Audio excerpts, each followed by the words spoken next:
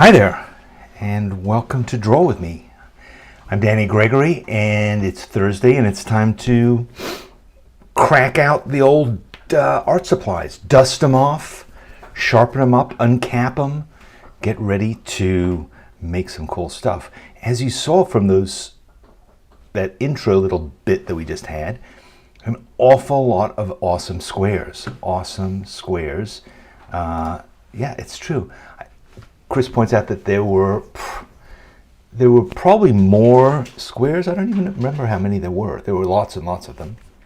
And each one, of course, had lots and lots of pieces in it. So it's conceivable that there were hundreds. And that's one of the cool things about drawing squares, as we discovered last week, is you can just knock them out. Knock out lots of art and get back into the habit of doing it easily. No muss, no fuss. No inner critic, just making stuff. So I'm glad to see all of you here. And John Cromer, welcome. I'm exposing you on the stage of public acknowledgement. Yes, so thank you. Tell people that your external critic is here? You'll be glad to know that, where is she? There she is. Right by my heart. JJ is making a return appearance. We'll see. She's on probation. We'll see how this works out. And similarly, Twiggy is down there somewhere. Twiggy is down there chewing a bone. So the gang's all here, and I'm glad that you are here too. We're gonna have some fun today. I don't think it'll be a really hard day. It's not gonna be hard. It's gonna be fun, and that's the idea. Is to have fun making art, to make it into a habit.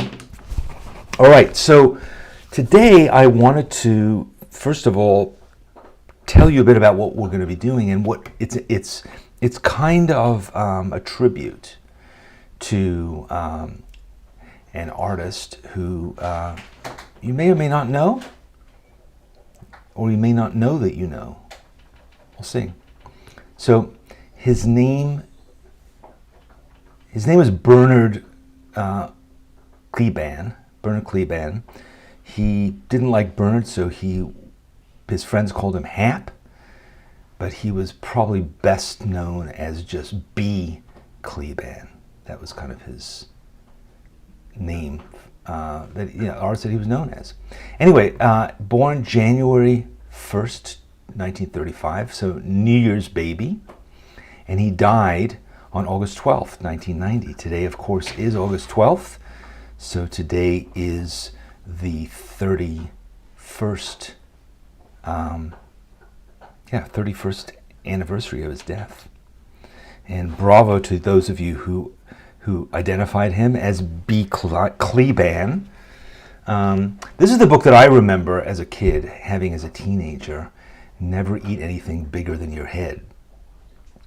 He was a cartoonist who worked for Playboy magazine for a really long time, starting in the early 60s. And I just bought Playboy magazine for the drawings, of course, when I was a teenager. But this is another of his books, Whack Your Porcupine. But he was probably best known for this book, Cat. And, he just had a great drawing style and a great sense of humor. Cat, one hell of a nice animal, frequently mistaken for a meatloaf. And this book, I don't know, I think in the 80s, everybody had this book, right? We all had it. But today I want to focus on his cat drawings, because that's probably what he's most famous for. And so today, we're just going to look at these cat drawings, which are beautiful. I mean, his cross-hatching is great, but just the character, and the ideas, like this one of a cat skinny dipping, so great. Cat Halloween, I guess. Cat fight. Cat tarot reader. Yes, Thistle. I've been inspired by you. Thistle has been drawing cats. We've been seeing a lot of Thistle's cat drawings of late. So, yeah, you were part of the inspiration too. as well as Hap Kleban. Cat dishwasher. That's just such a gorgeous drawing, you know? So elegant, simple. But it just shows you, I mean, how you can also take a really pretty basic, simple drawing and by putting in a lot of hard work into it, you can really turn it into something dimensional and gorgeous and, you know, cat annoying people, cat destroying the studio. So, today it's about cats. We're going to be drawing cats in all their various forms, however you want to draw them. You think Twiggy would like cats? Has Twiggy ever met a cat? There's one cat that comes into our backyard periodically. I don't think she has any awareness of cats as a thing. It's not a thing I doubt that she would like it, but so so we're going to be drawing cats and having some fun doing that. So we drew dogs a couple weeks ago, and invariably, whenever I draw dogs on Draw With Me, dogs being my first love when it comes to drawing aminals, invariably I feel compelled to draw cats in the interest of fair balance. So, yeah. Claire's asking where his originals in black pen. I honestly have no idea. I doubt that other people added color to his stuff, but maybe they did. I mean, I know that there are colored versions of some of his things, but you know, he's a 60s illustrator, so I'm sure working in black and white was an important part of what he did. So, all right. As Jen says, you know, she says, I never appreciated his cross-hatching until you mentioned it because they were so witty. It's true. I mean, I think you just remember them as images, but I think now that we're artists and we're looking at things as artists, we want to appreciate his draftsmanship as well and his style of creating images. So, so get your cat drawing material together. I just want to talk to you briefly about this upcoming workshop that we have, Lively City, and I want to tell you something kind of cool about it, which is, you know, so often when we put together a workshop, we have to create what we call a thumbnail, which is like a little drawing, little thing that becomes an icon. And in the case of Jedidiah Dore's work, I struggled to figure out which one to use, because every time I would put down one of his drawings into the thumbnail, I would think, God, that is so great. Every one of them is so powerful and interesting. And so I kind of went back and forth. I'm not sure.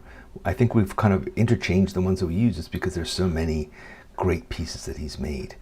So much energy to his drawings, amazing urban sketching. And he combines like the simplicity and complexity.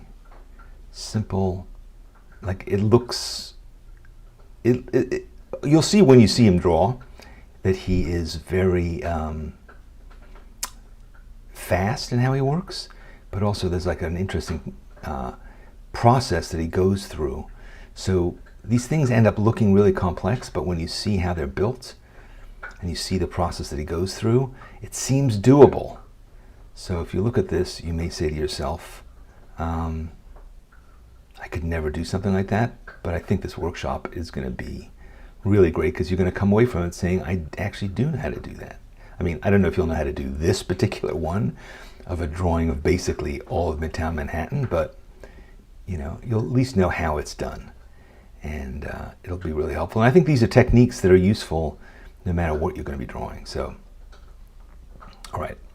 I realize I distracted you by talking about cats before bringing this on. So next time I'm going to do it in a different sequence. So, so that you're less distracted by cute animals. But anyway, yes, as Emma says, this is going to be a great workshop, and it's on August 28th. So you have a couple weeks left.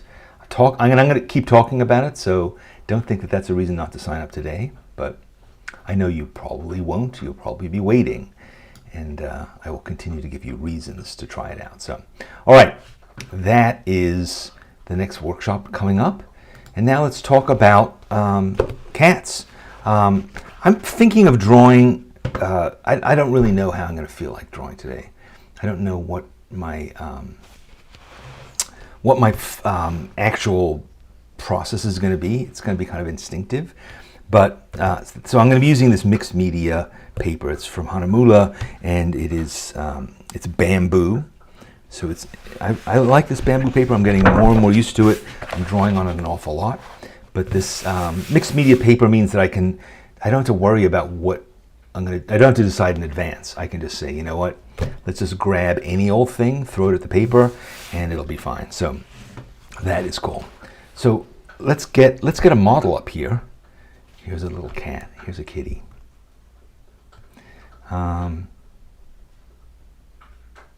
This is a particularly cute one, I have to say. Again, I don't mind cats. I owned them when I was a much younger person, when I lived with other people who like cats, but I mean, Twiggy's kind of like a cat. You think she's like a cat? Like a she's not really a dog. All right, yeah, she's more of a monkey, but all right. Here we go. Okay, so I think I'm not gonna be working like Hap Kleban. I'm just gonna be slathering it on and then working my way back. So I'm just gonna start by just putting down some color and seeing where we go from there.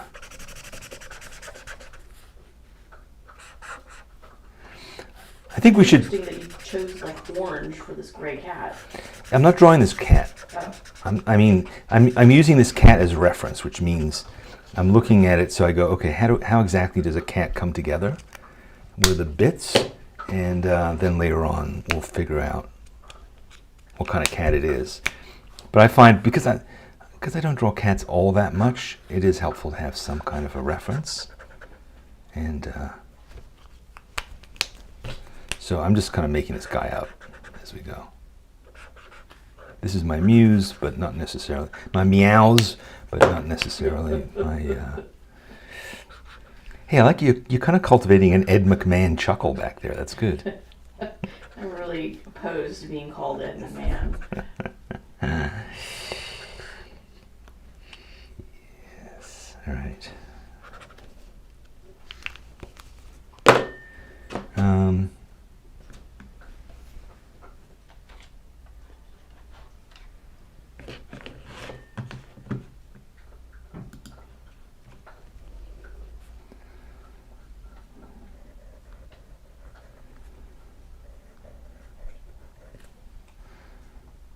You're stumped, huh? Who, me? How am I stumped? I'm just... This is a cute cat.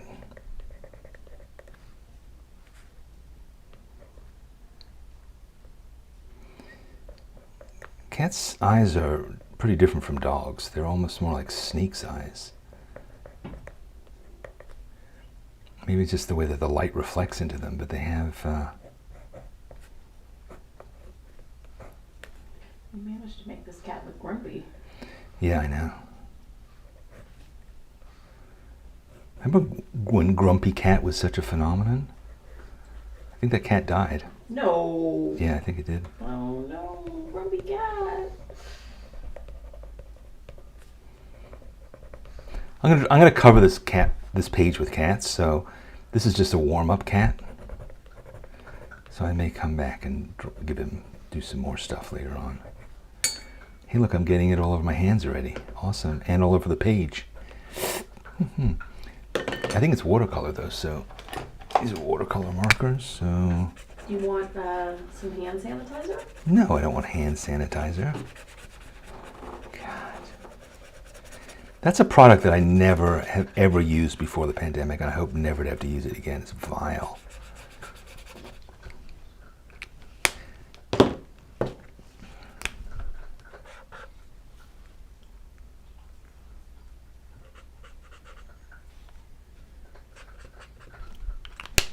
Hand sanitizer.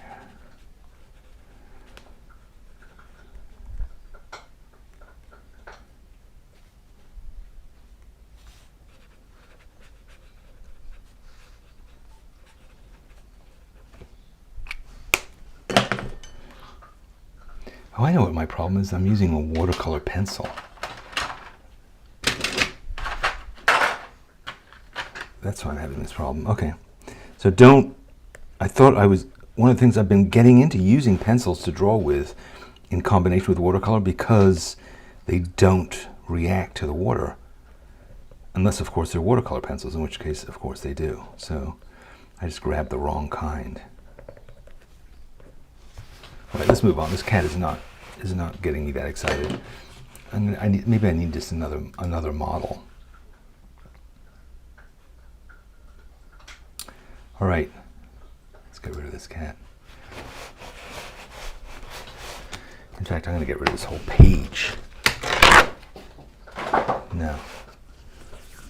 Warm-up cat, be gone. I need to start by drawing. What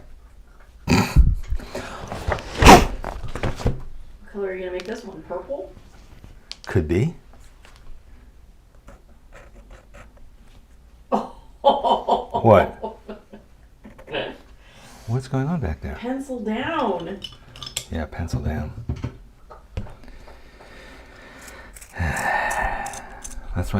That's why there are pencil sharpeners.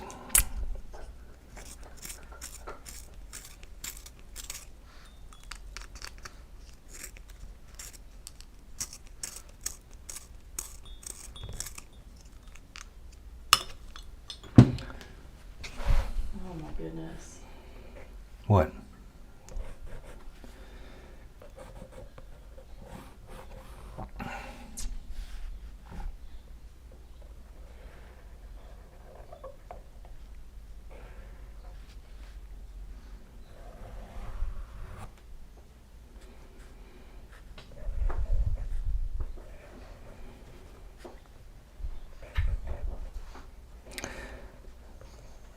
Kleban does this sort of style of face drawing that is, it's worth looking at. He always gives the cat like a sort of little mini trunk there, and Trunk? well, sort of trunk-like appendage. Here, I mean, it's. Let me see, I'll show you one of his faces. Is here. See that? It's like a little. It's trunk-like. Then he draws the bottom part. In fact, let's look at that again because it might be worth just doing a copy of that. So he. I mean, your cat is looking like an owl. Yeah. So he draws this. What do you mean trunk? Well, it's a rectangle with a triangle at the bottom. Oh, the nose. Yeah. And then he draws this thing like that, little jowls. So it looks a bit more jolly than mine does. And less like an owl.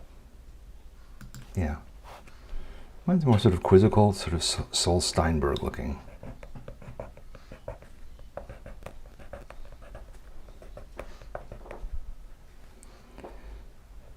But I kind of like that curl to the mouth there. It's nice. I feel like you should give this cat glasses. There we go. It's got glasses on now. Looks like it has a little mustache. We make it a tabby cat.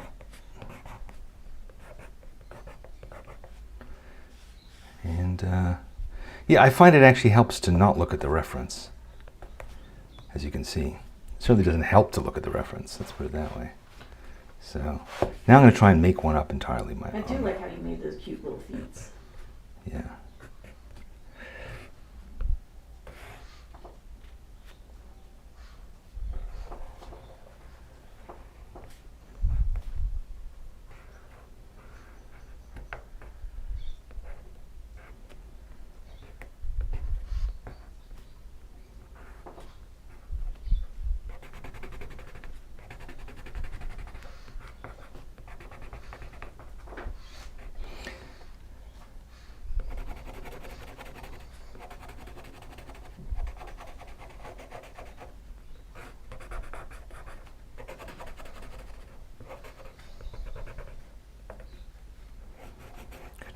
Where's this going?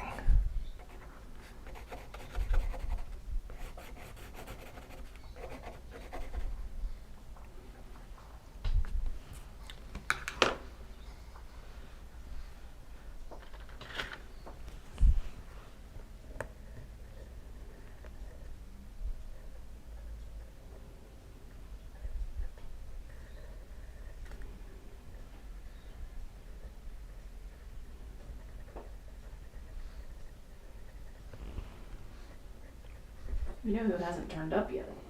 Who's that? The landscapers. Oh, that's true. It is Thursday. Normally our landscapers would be here by now. But, yeah. All right, that's better.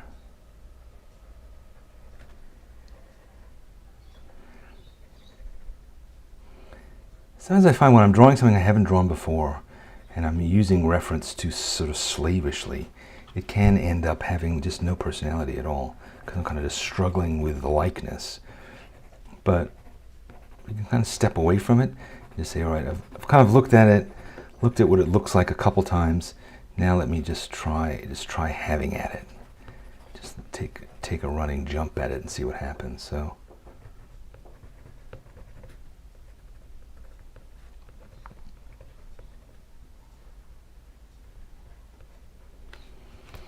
All right, that's a bit better. Looks like a nice... Cats have much less sort of defined bodies than dogs do. You know, their whole torso seems to sort of sink into, you know, their fur, and it's just, they're not as athletic looking as dogs are, I think. Is that right?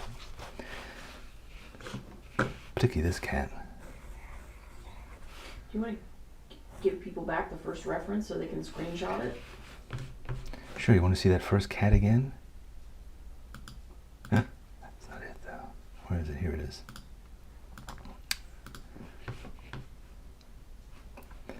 I'll leave that one there. While I draw another one.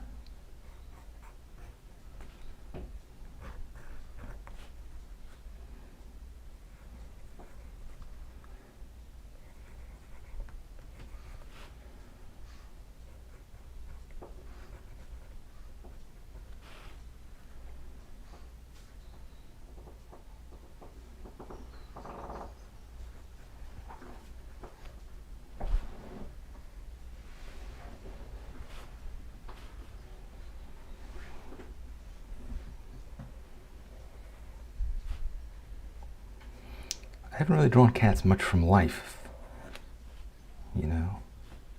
The days when I owned a cat, I wasn't really into drawing that much, so never really studied them.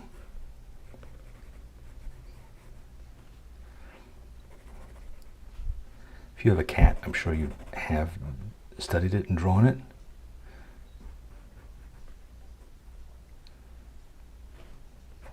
I've also forgotten whiskers. That makes all the difference. Whiskers, of course.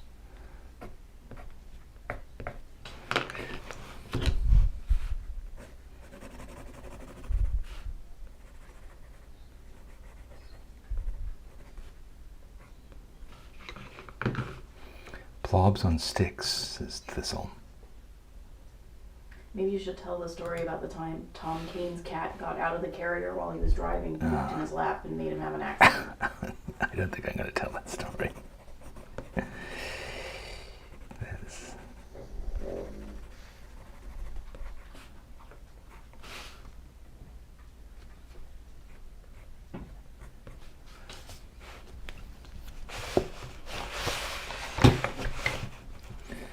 All right. Let's just try something different now. I'm gonna try drawing. You want to give them a new model? Okay, let's get another cat up on the stage here.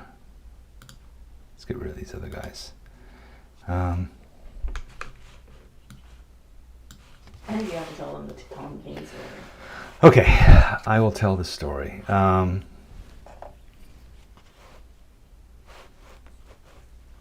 So my friend Tom,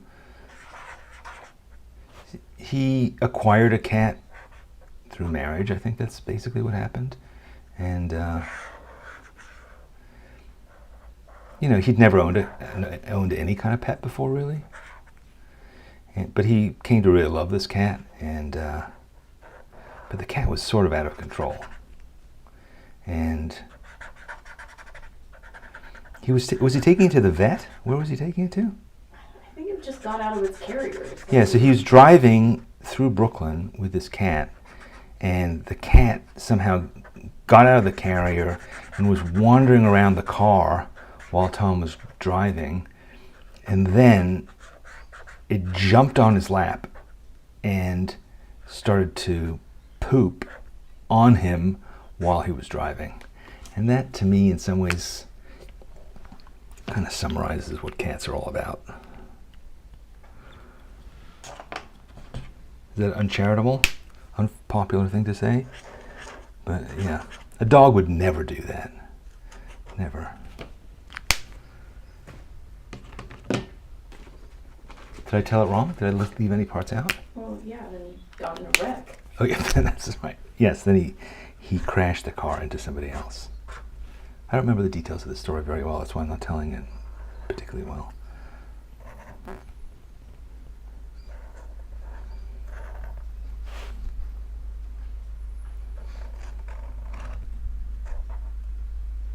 Janice knew it was Ace the cat. Yes, Ace.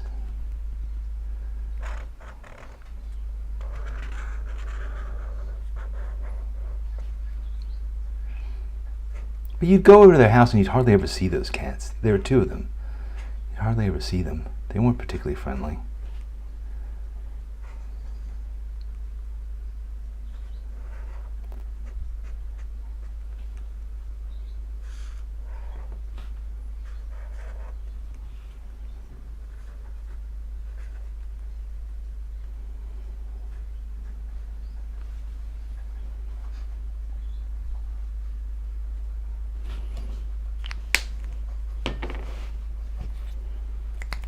Oh, the landscapers are pulling up. Excellent. About time.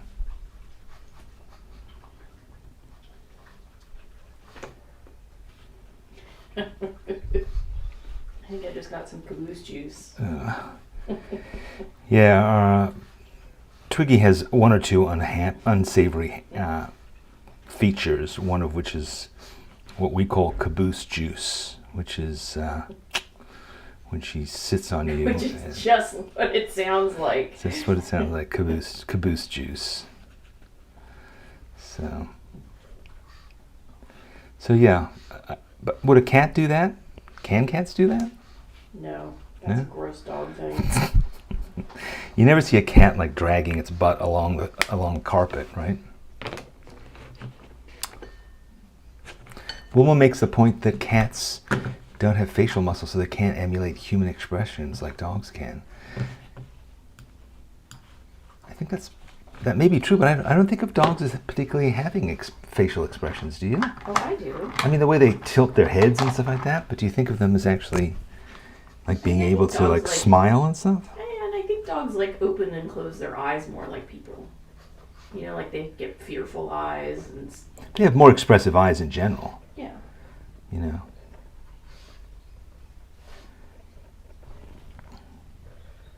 They also care more about what people think.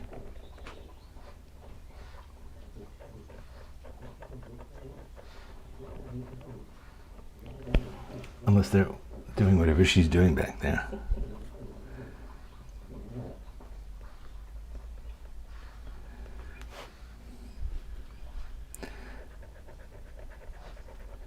Yeah,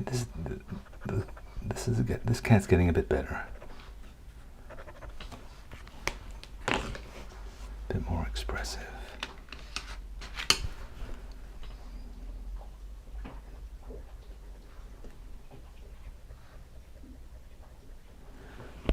Cats have, I think they have eyes that are like this, right? There's like a thing. It's not round. It seems weird that would be the case.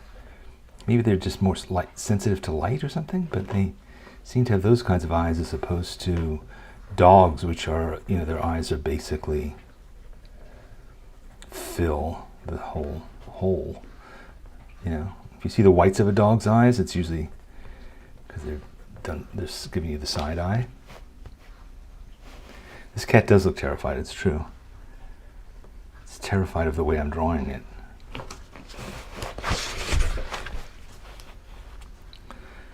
Let's try him again. Do you have a shorthand for drawing cats?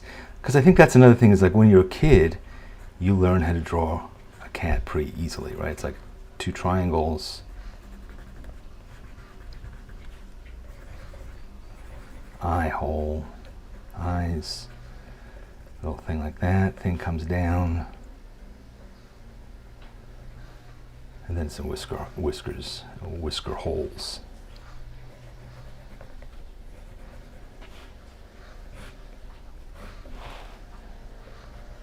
There's also that's a large-footed cat. There's that sort of style of thing too, the tail. See, it immediately becomes a dog. Can't help myself.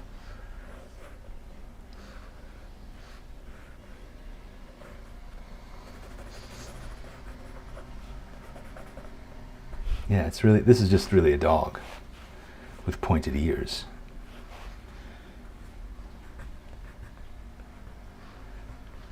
Give it this.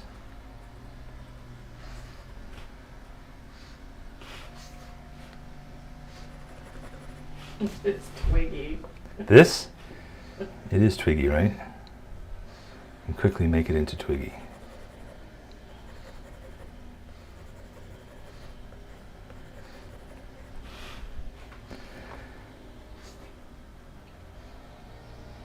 That's true. JF makes this point about cats' tails, that they can tuck them all in. They're not just, they're not like dogs where the cat is basically, the tail is in one position. Cats are sinuous, right? What? Sinuous. What kind of an SAT word is that? What does that even mean? Sinuous. Like a snake. Ew, come on. Well, like sinews. Yeah, you can have the tail can be wrapped around their feet like that anyway. Wilma said I said a few facial muscles, not none. Impassive mask.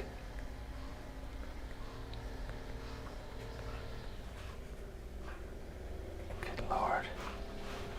Why did I ever decide to draw cats today?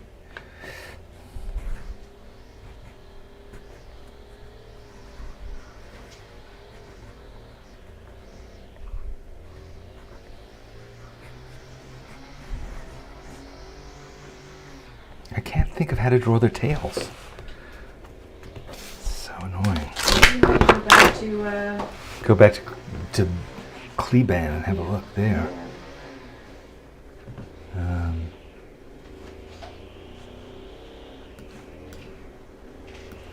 Look how cute that is. But that cat also looks kind of deranged. Big fat body.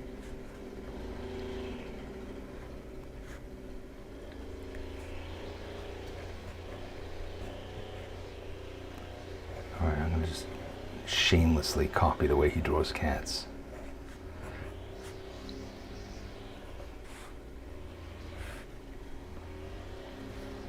I'm not going to put mine on a slide, but I'm going to look at it and copy it pretty shamelessly.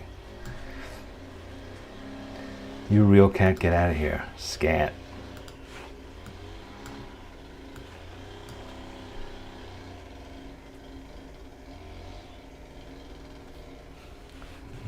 Okay, that's a good face reference. Let's have a look at this. Oh my goodness. What? What are you laughing at? I mean, I think you should maybe just start over. Now you'll see. This guy's going to be great.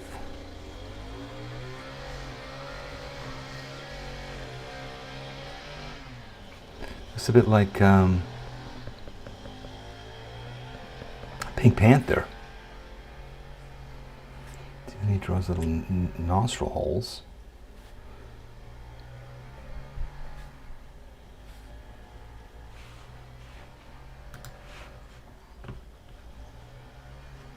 Show me a proper body somewhere. How's this? No, that's no good either. I told you to start over.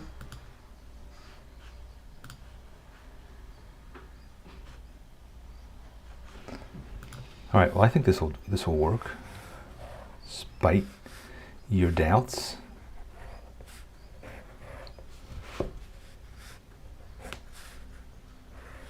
There we go. That's how the tail would go, kind of, right?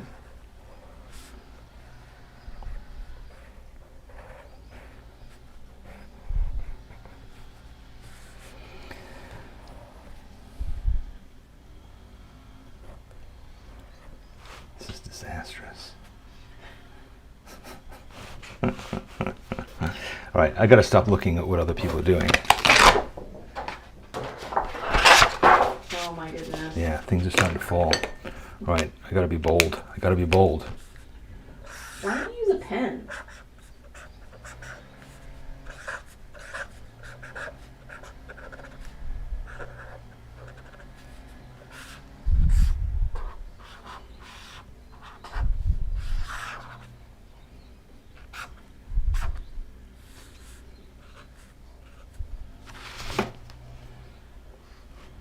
There we go. That's art.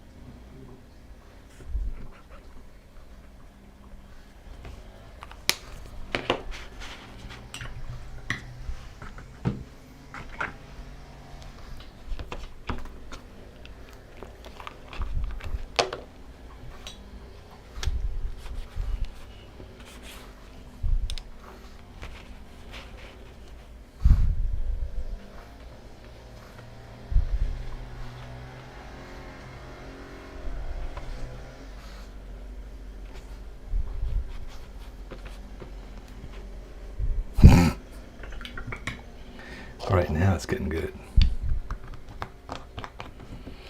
Now when this dries, it'll look amazing, but it might take a couple hours for that to happen.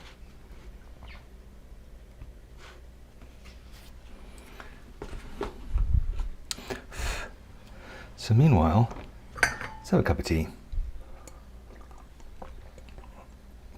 There's no point, sometimes you start going down disastrous side roads and you have to step back or you have to get wild. So that's what I'm calling this. This at least feels confident. Chris is asking what I was doing. I was using these Winsor Newton inks there. So I like just having that, they're nice because you can just grab them and throw them down. They're not, you don't have to, they're like watercolors, but they're brighter, So there you have it. I'm exhausted. Exhausted by that whole experience. But yeah, you gotta just pound through it, and then, you know what they say, if at first you don't succeed, quit, because there's just no point in being a damn fool about it. So that's what I've done. I'm putting this aside. It's not called draw well with me. It sure isn't. Here's what I'm going to do. I'm going to draw 100 cats. I'm going to draw 100 cats. And hey, look, this cat wasn't bad. It even blinks. And I drew that out of my head. What do you think? What do you think about that cat? Yeah? Twiggy? Yeah, I like the blinking. She likes the blinking. Do cats blink? That was probably my mistake. Cats don't really blink. Do they? I mean, everything blinks. Yeah. All right, so I'm going to draw 100 cats. Lisbeth agrees with me that it's a good thing. It's like penance. I'm going to draw 100 cats, and then we'll see what happens. I'll report back on that. You'll get one good one. Yeah. Boy, you're a tough audience. Glad there's only one of you in here. Yeah. Somebody's asking, why would you if you don't really like drawing cats? You know, because I'm an adult. And you can't just do what you like. You can't just do what you like. You have to do what you don't like. I think, why would I draw 100 cats if I don't like to do cats? I think you have to push through the things that you are afraid of and the things that you're bad at. I don't like the idea that there are places that I'm unwilling to go. So I feel like by drawing 100 cats, I will find a thing to love about drawing cats. And that thing, even if I never draw another cat again, will make me better at what I do.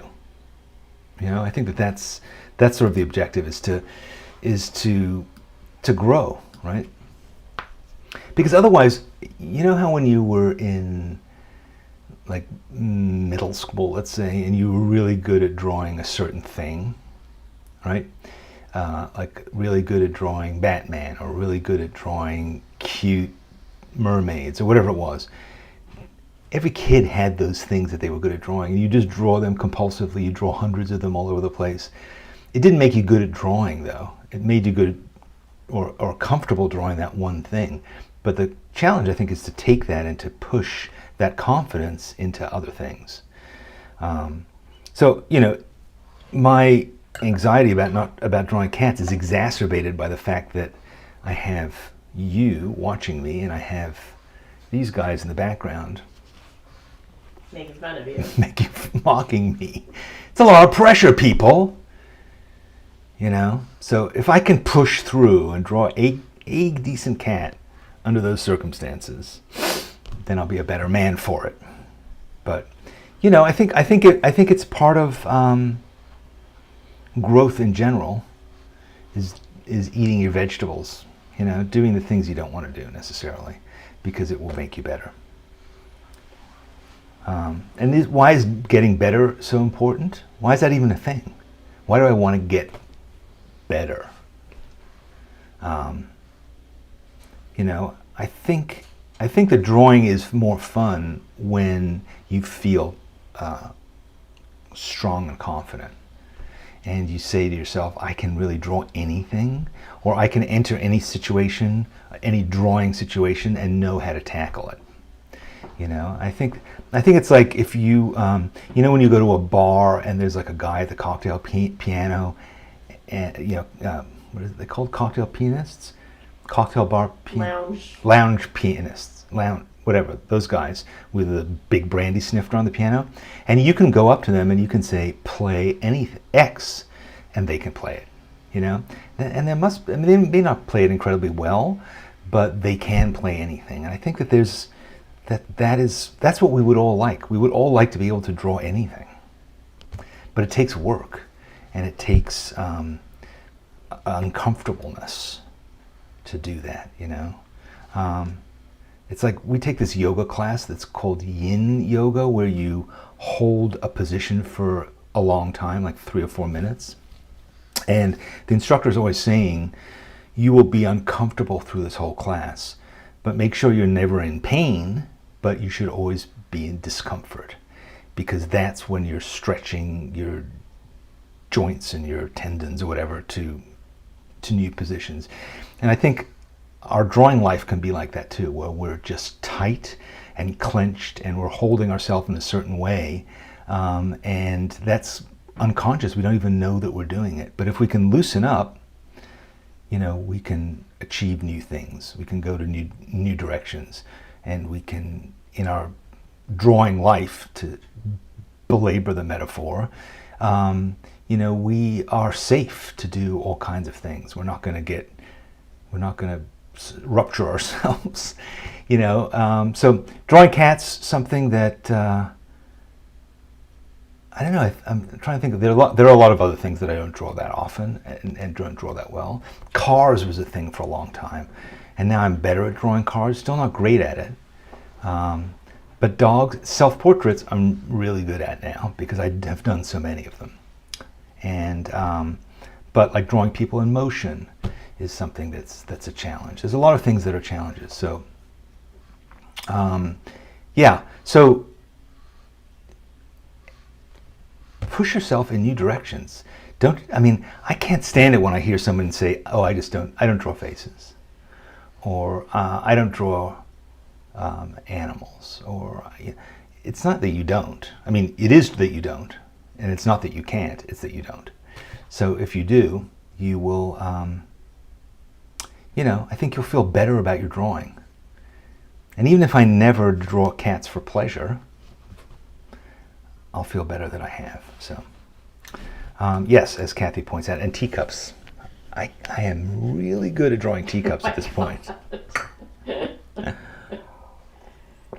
And at emptying them.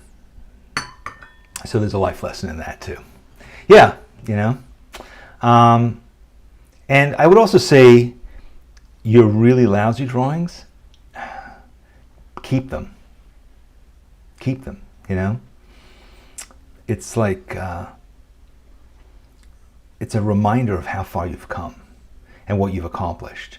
Because I think what happens so often is, even no matter how long we've been drawing and making art, we still get to the point where we say, "Oh, this sucked, I suck." But then if you look back at the journey that you've been on and you see the landmarks you've passed and you see where you began and you see how far you've come, it will reaffirm what you're doing, and it will show you, what, you can progress, and you need those reminders, because if all you rely on is your memory and your inner critic to judge your progress, it will never be accurate, let alone charitable, let alone encouraging. So, make sure that you retain the souvenirs of your journey. That's why I like sketchbooks, because I think sketchbooks are a great way of almost chronologically charting your progress. And you can look back at your very first one, and you can look back at the very first page of your very first one, and you can compare it with where you are today. And you can see how far you've come, because that's all it takes. That's really all it takes for you to achieve your drawing potential, is to keep doing it.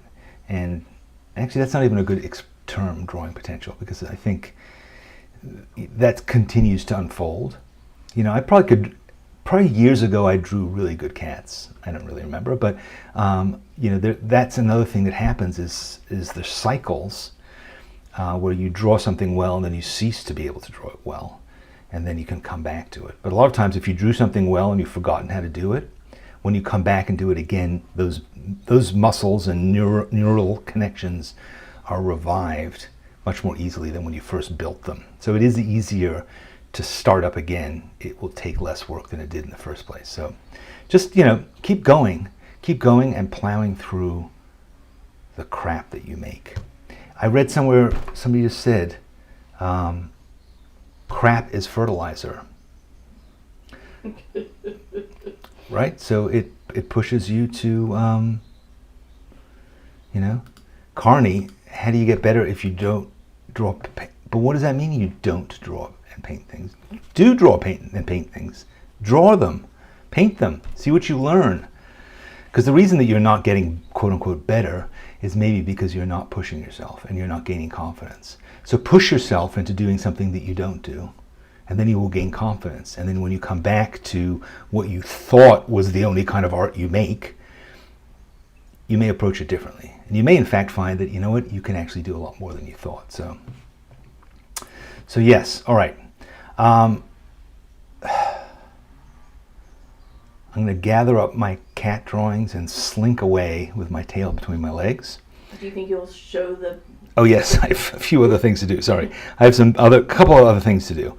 One thing I want to do is I wanted to, just to humble me and humble ourselves, let's have a look at a really amazing sketchbook that is not mine, and that is my friend Andrea Joseph's sketchbook.